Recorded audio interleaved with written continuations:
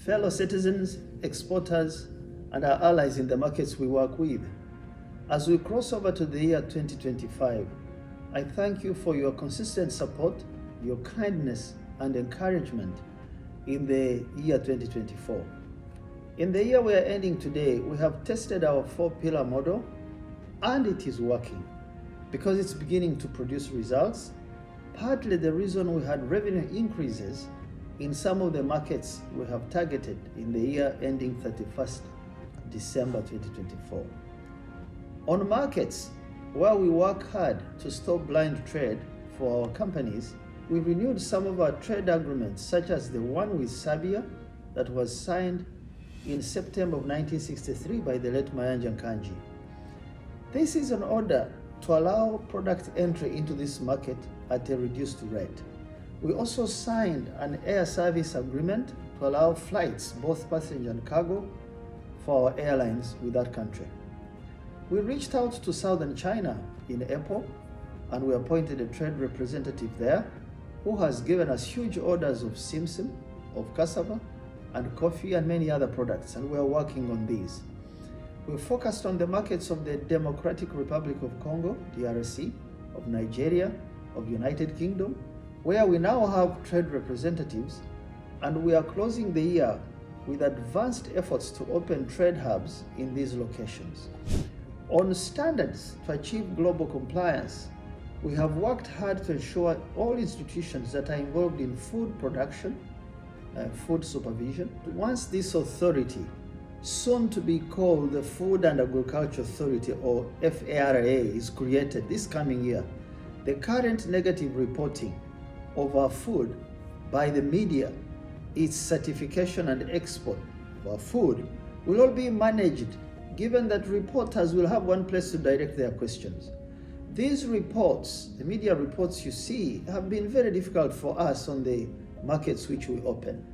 On infrastructure on land, water, and in the air, we have supported, for example, fruits and vegetables and the coffee sectors by setting up a center of excellence at Entebbe Airport at the free zones.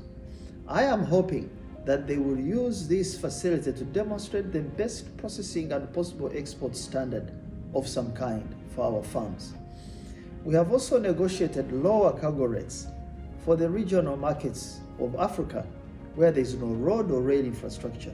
We will continue to work on raising funding for aerodromes, for manufacturing, for processing facilities of the 13 products which we export, such as simsim, cassava, dairy, beef, fish, poultry, and many others. We closed this year 2024 with the opening of the Africa Common Market for our products into Nigeria. We are now working on airline charters and travel and food content in the tourism sector through docu-series. We are commissioning docu-series on Uganda this January, which will run on global channels such as Netflix and others. These will be viewed in the US, in Asia, in Europe, so that we can begin to estimate how much awareness we are creating for arrivals into Uganda and more orders for our exporting farms. Our biggest constraint in all this has been the lack of regulatory authority or some sort of power to enforce timely decisions to support the private sector. Meeting people at a conviction level is good, and this has been my mantra since I became conscious of our country's problems in 1992 when I was a university student. That you must use influence and teaching to bring change is good, because we know change is emotional, change is physical, change is psychological, change is hard. It does not come easily, it doesn't get accepted easily, given that every inch you take, it forces the acknowledgement of a new reality. But with God being our help, we will get there. We won't give in to these obstructions, the intimidation of some of our exporters, the intimidation of our suppliers, the kind of lying that I see daily on social media. Those who do these things should know they harm their own body, because Uganda is just one body. They could work in a self-enlightened interest to support this work, knowing in the end it touches their own families, their own farmers, their own supporters, and their own exporters. We will keep teaching, we will keep training, we will keep engaging, we will keep counseling till we build a new culture for our country. We don't have options beyond this. On export credit support for orders and invoices of exporters, we have created a whole new way to underwrite export orders. For all our 62 exporting companies on our original database, the first 10 were front-loaded before December 25th, 2024 as test cases. I thank God that we are now moving. This is in spite of the limited knowledge in the credit support area and a not so healthy private sector environment on matters of risk and trust. The institutions we are working with, from banks to collateral managers, insurers, along with the young people that are doing this work, should be very highly commended for this groundbreaking tool that they are using to support our export farms very quickly in a way we've not done it in the past. In 2025, we'll focus, one, on raising funding for product aggregation centers, at least in 4 corners of the country, where it is easier to add value, to finance, to ship to markets in a consistent way. The export markets are asking for this approach to make us a little more reliable as suppliers than we have been. I think now with the learning, we went to the luxurious portions of a tree, its leaves, which is the market, and we didn't know that the roots were not strong enough to hold the tree, which is production. We are now returning to these roots to create capacity there and to assure our markets. Number 2, we will also begin work on data gathering and kick off data analytics.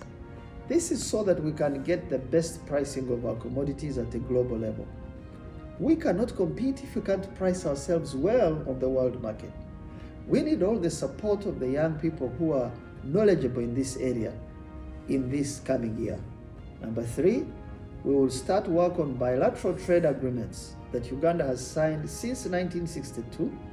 In all these years with our allies, we will see which of these we can fully utilize to give our country better market entry for our products. Now, I specifically want to thank President Yoweri Museveni for believing in us, for keeping with us on this long journey, and for supporting these ideas on how to sell Ugandan products, how to increase farmer earnings, and along the way, how to improve manufacturing and value addition to our products. I also thank some of those ministries and government departments and my friends in those places who I don't want to mention that cooperate with us to do better on our exports. I thank many of you, our exporting community, for the confidence you've placed in these reforms since we began on March 16th, 2022. I thank all our trade envoys in over 10 locations of the world. I thank our committee that supervises the work we do. I most of all thank all of you young people at PACEID. These groups I mentioned are the ones who bear the brunt of my pressure to get things moving daily. I thank you all and have a great 2025.